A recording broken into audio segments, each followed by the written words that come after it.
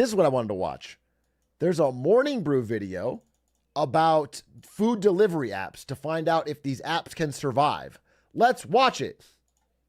When was the last time you wanted delivery and you actually called a restaurant to place your order? It's probably been a while, and it's thanks to apps like Grubhub, Uber Eats, and DoorDash. So if a few apps have totally changed the delivery marketplace, they must be making bank, right? Nope. Their revenue is in the hundreds of billions, investors have poured billions into them, but none of these apps have ever been profitable. They have a few problems: a complex business model, low margins, but their biggest problem is that they've never really figured out how to pay their labor. And they've been experimenting a lot with that. So much that governments have had to intervene. So all of these problems raise the question, can these apps in their current form exist for much longer? So yeah, I've been reading up on financial statements and legislation, but there was no way I was going to make a video about food delivery without actually delivering some food. Oh, so chaotic. Derek, I'm doing my best.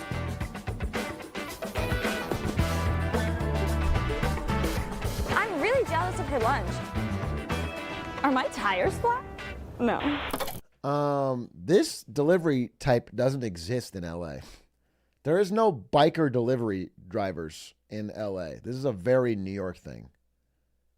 The LA is too spread out and there's too much traffic, and you'll die if you try to bike through it. They'll get run over first day. They would literally die. So it just doesn't work, bro. Amazon delivers on bike? I've never seen that. LA's too big, bro. I've never seen it. They would have to do so many miles. It wouldn't be. Making an app for people to order food delivery might seem pretty simple, but in reality, all the pieces that the apps are trying. It's actually a crime in LA to not hit a bicyclist. That is a little known bylaw. Wow, you're familiar. Yes, it's correct. If you are in LA and you're driving your SUV and you see a cyclist and you don't take the time to sideswipe them, you actually can get a ticket. That is real. Because you're not doing your part to keep the streets clean. But I'm surprised you know that. That's a deep cut. Trying to balance are pretty complex.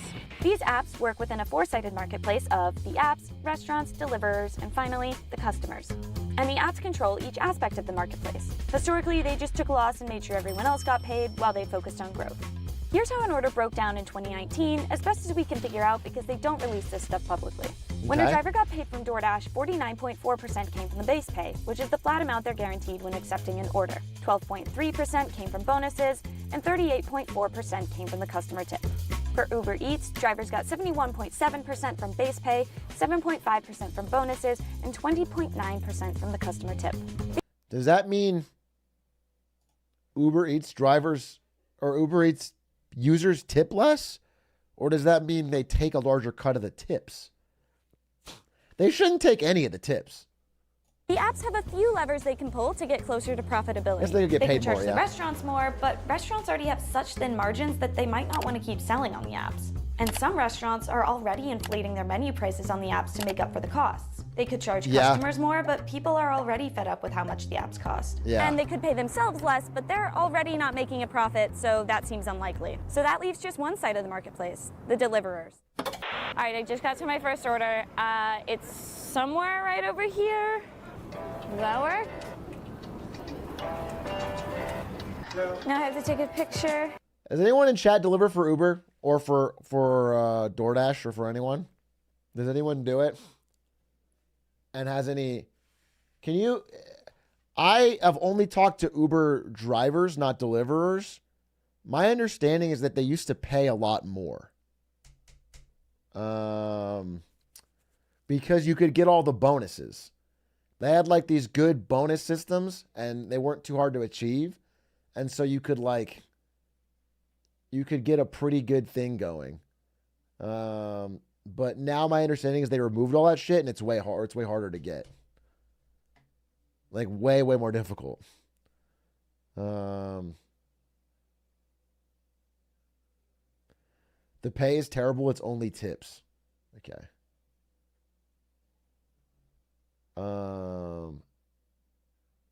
Tips is where we make money. Okay. So if you deliver somewhere and they don't tip, it really is you're getting fucked. Just for the people in the back, like If okay. Yeah, it's kind of fucked though. It's fucked that they've offloaded that to the customer. Beautiful. Thank you so much. Derek, I'm doing my best with your lunch. I'm so sorry. It says we're supposed to deliver within 3 minutes, which is never going to happen. No wonder, like, your DoorDash order is always late. This is why. It's incredible that it's ever been on time. And I'm earning $5.75 for this, just so we're all aware. All right, we just got to Derek's. We are currently 11 minutes late. Hi, I have a DoorDash order for Derek. 11 minutes late? No tip. Complaint, 0 stars. Make a tweet about how drivers have gotten lazy. Make a tweet about how I earned all my money. Make a tweet about people should work harder. Make a tweet about bootstraps. Customer support on call. All right. Thank you. The reason that the apps are able to get so creative with how they pay their employees is that they're not actually classified as employees. Legally, they're contractors. Gig workers, 51% of their income on every delivery, on average, is coming from the customer tip. That is Ryan Green. He's the CEO of Gridwise, a companion app for gig workers that collects data so they can maximize their earnings. The consumers are being relied on to actually front the pay for the gig worker more than ever before. The apps wanted to lower costs by paying workers less, but they didn't want to lose workers. So they started encouraging customers to tip more so the workers wouldn't see as much of a drop in pay. Here's how the pay breaks down before and after the changes. For DoorDash, base pay decreased to 48.2% and customer tips increased to make up 51.8% of drivers' total pay. Uber Eats had an even bigger jump in customer tips, jumping almost 30%. So now drivers are getting pay that's highly variable and dependent on tips. But how does that compare to what the apps promised? We see how like Uber, Grab have continuously recruit and have a strong marketing campaign to sell the perception that, look, these are easy, accessible jobs. That's Lihia Walpa. She's the executive director of the Workers' Justice Project. They always do the, I see the ad. It's always about being your own boss. It's always about you're going to be your own boss. No one's going to boss you around. But then it's like somebody yelling at you because you're 8 minutes late. And then the boss is the app, dude. The app is like, which advocates for the city's gig workers, domestic workers, and construction workers. What these companies fail to inform and communicate to workers is that these are jobs that do not offer the flexibility that they're promising. What the companies advertise to potential deliverers is being able to work on your own time at your... And then some piece of shit lying they don't get their order. Wait, does that happen? You deliver something and then they lie and say they didn't get it? That's actually so fucked. That's so fucked. Just people trying to get a free meal so they get their money back. Oh, it's so scummy. Dude, it's so fucked because that is like one nice feature of the app is that like if you do get screwed on not getting your food, you can just report and get your money back. They're going to take that away. We're going to lose that one good customer service feature because everyone's going to abuse the shit out of it. It's actually so fucked. They bait it with a big tip and then they...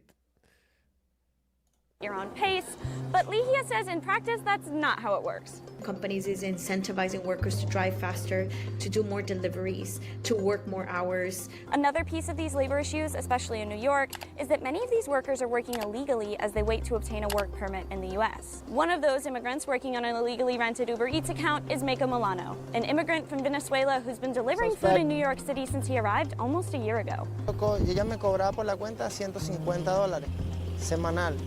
Yo hacía todo lo que hacía y ya ella me pagaba mi plata a mí y se agarraba su plata de ella. Pues. Renting the account means he actually earns even less money because... Wait, I'm sorry. Someone is charging him for setting up his Uber Eats account? He can't get an account because it's illegal? Yeah, but... That's insane. That is insane. That is insane. Someone is making him do all the deliveries and then just setting up the account. Because he has to pay the person who actually owns the account, a woman named Jessica. Mako's hardly alone. He told us that he started working in food delivery because his friend 150 a week? Was it a month or a week?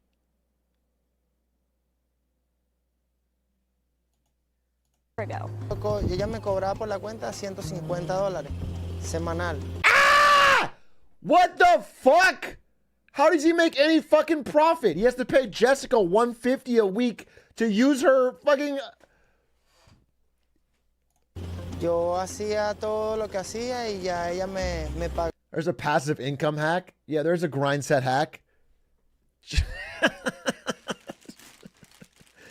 That's crazy. Just exploit hungry immigrant workers passively, dude. Pagaba mi plata a mí y se agarraba su plata de ella, pues. Renting the account means he actually earns even less money because he has to pay the person who actually owns the account, a woman named Jessica. Mako's hardly alone. He told us that he started working in food delivery because his friends told him it's the only job you can work without having a work permit. And the apps are aware of this. A senior policy manager at Uber told the New York Times, Uber supports open access to work, but we have processes in place to help prevent and take action on fraudulent behavior on Uber's platform, and will take additional steps if warranted. It's the most PR answer these ever. Apps already weren't profitable. They have a show of labor issues with figuring out pay, trying to live up to promises, dealing with workers renting out accounts, and then the government showed up. More on that later. Got another order. It's time to go. I have a DoorDash order for John. Thanks. This one was an easier pickup than the last one for sure.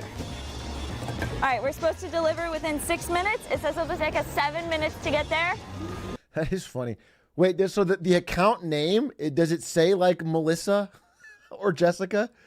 When he shows up, is it like your delivery driver is Jessica?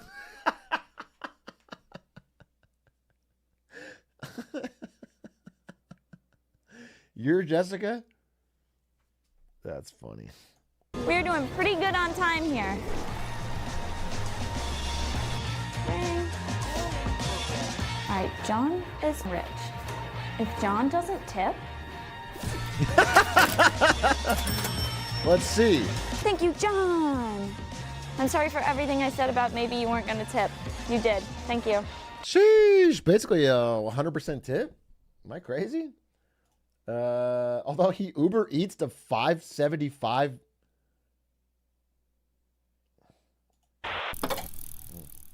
Late last year, New York City became the first place in the country to implement a minimum wage for delivery drivers. But that's not per hour. Oh, that's her DoorDash pay. Okay. So wait, what do you think he ordered? They got what, 40% or something? So it was like a $12 order, $5 tip. All right. He ordered liquid death and Sour Patch.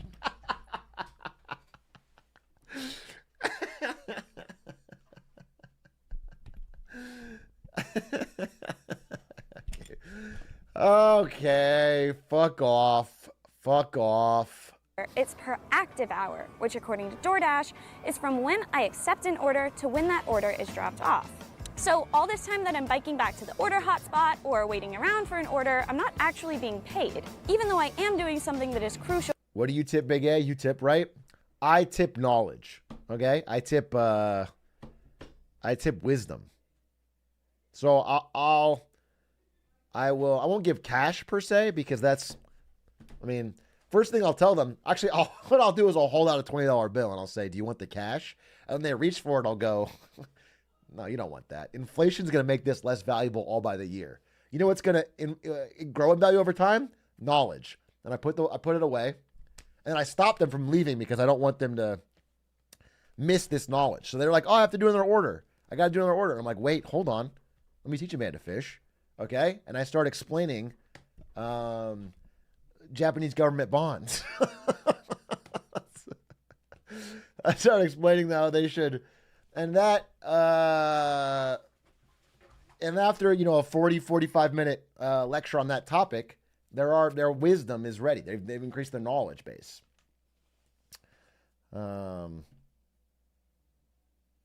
Check out this killer show called Killer Whales. How many friends has this made you? I don't do it for the friends. So 0, but I do it for the students, and I have more students than ever. To the job. So the apps don't have to pay this wage up front, but if at the end of a pay period, my earnings during those Oh, and then as they're leaving, because like I won't let them leave until they sign up for my long-term study program, so I get their contact info. And then about 2 weeks after hearing my lecture, they will realize that I have signed them up for a crypto scheme. That will catch up to them, and then that's gonna be a problem for them down the line. But so it's a process, and it really does benefit the people I come in contact with. If hours isn't at least that minimum, then the companies adjust my pay and make up the difference. Despite this asterisk and how hours are counted, the new law has benefited delivery drivers. We have seen how workers are making anything between 20 to 50% more. The apps claimed that the law would force them to serve less areas and affect customers and restaurants. So they fought the minimum wage hard in court and appealed it, and once it was in place, the apps made big changes in response. We're seeing companies who are retaliating, making harder for workers to receive tips. Here's the easiest way to see what the apps have done in response to the new minimum wage. I'm placing identical orders, but one is in New York City and one is in Oklahoma, where DoorDash hasn't changed anything. We're using DoorDash because it's the biggest delivery app, and Oklahoma because my sister lives there and I just needed somewhere to send this food. Ignoring the difference in meal price, which is just cost of living, there's a lot that the app has changed. It explicitly says that they removed the option to pre-tip in response to the new law. While over here, we have a tip automatically selected and messaging that says why tips are important. New York also has this regulatory response fee, which is just passing the cost of the new law onto you, the customers. Now that a dasher has been assigned, I can tip on the New York order, but I don't normally reopen the app after I've ordered, so I don't know that I would see this. Also, this little add tip button is so small, and once I do click it, the auto options are lower than the Oklahoma ones relative to order cost. It also only lets me tip once per order, whereas the Oklahoma order, I can add more of a tip later if I want to. It's a tale as old as time. A well-intentioned new government rule causes businesses to change their practices, which creates a whole mess of new issues and questions. This law also brings up the matter of independent contractors versus employees. I mean, yeah, it's petty and fucked up, but what is the net outcome? What I'm saying, what is the person taking home? Because it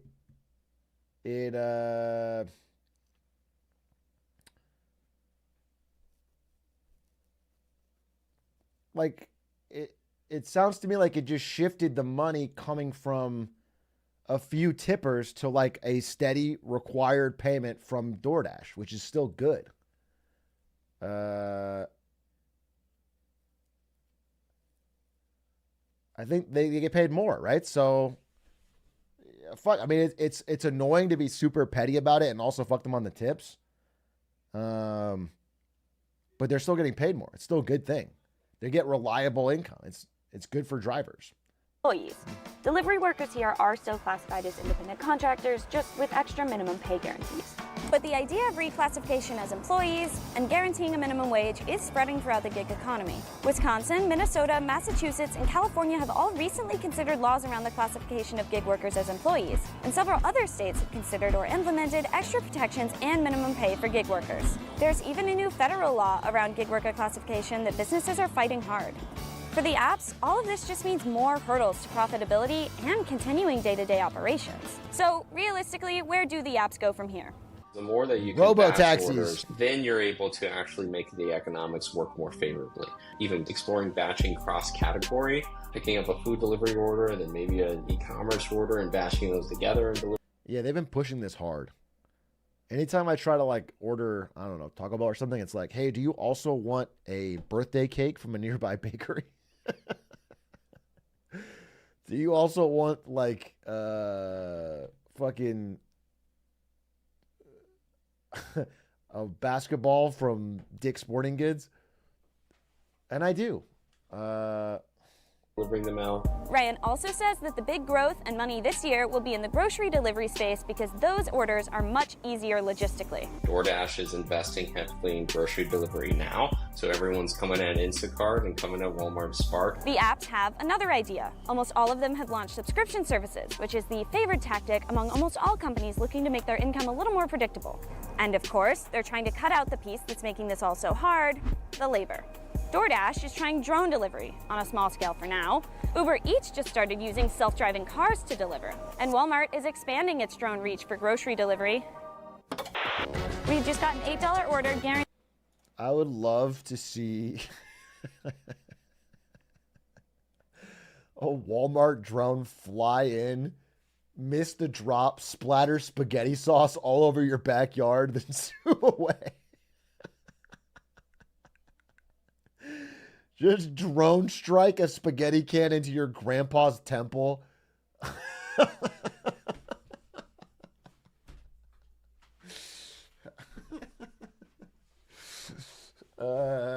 Yeah, then ask you for a tip. Guaranteed. No tip. All right, we're going to 7th Street Burger. No tip. This sucks because I'm so hungry. Thank you. Danielle, your lunch is coming. Damn, I can see why they do add the little tamper-proof wrapper right there, because her saying she's hungry makes me think of how I get real hungry, and I would absolutely want to sneak a fry. I just would. I just would absolutely love to sneak a fry or two. You know what I'm saying? They're hot and fresh. I'm gonna be hungry. Just one little fry tag, bro. Oh, no, it's because there's 2 pickups. Now we have to go get Levain. Danielle, you need dessert? All right, fine. We'll go to Levain, Danielle. Danielle, I'm here.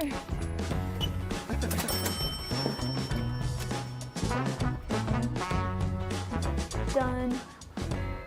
Finish. What was the tip? All right, I'm headed back to the office now. That was a crazy hard day. This job is so fast-paced. You're running around, you're trying to find the order at the restaurant, then you're at someone's apartment, you're trying to figure out where the elevator is, how to get upstairs, you know, you're talking to the doorman, you're navigating an office. It's a lot of work. I'm definitely rethinking every time I made the DoorDash driver come up instead of going to meet them downstairs, which would be much more helpful. I'm rethinking every time I didn't tip as much because the order was late, because that is realistically out of their control a lot of the time. Also, I definitely did not make the minimum wage today, so DoorDash is going to have to adjust my pay later. The food delivery industry is still relatively young, but it's in a very tough spot right now. They've still never been profitable. I mean, yeah, they've never been profitable. The whole thing that, you know, my mental model on it is like, the average person could never afford a private chauffeur nor home food delivery in the past. And a bunch of investors came in and added apps to make these suddenly affordable by punting money into it. But once you try to make that profitable, you realize that people can't do that.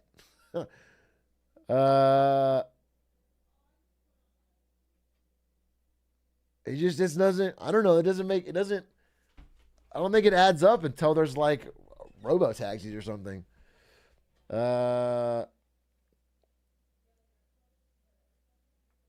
Pizza? Yeah, pizza was a little different though, right? It's like the perfect delivery food, and they had a delivery driver on staff making full-time wages, and they also didn't, like if there was too many orders, they just couldn't get them to you. Find drivers that do it out of the kindness of their hearts. Why does it have to be all about money? This is me arguing with my Uber driver. Why? We had a great conversation. You're not going to just drop me off like a friend at the airport? Why the fuck why does it got to be about cash? You don't just love the drive? How do they stay in business if they're all losing money? Investor money. The idea is eventually they'll be profitable, so investors keep giving them money. Uber investors put in billions. I think it finally is profitable. What does this say? Wait, what did you say? You said, I'm probably a little bit older than most of your audience, 63. Look at this youngin'. But back in my day, you had to do hard labor to earn $7 an hour, mining, construction, etc. These bikers should be happy making $1 an hour doing a fun activity like biking around the city. Okay, I'm just gonna, on the most surface level, I'm gonna tell you, I hope you're faking it, but that $1 is worth less than it was back in your day. So $7 an hour now buys you so much less. Just on the first, like on the basic level, that's already just a lot less money. But I think you're baiting me.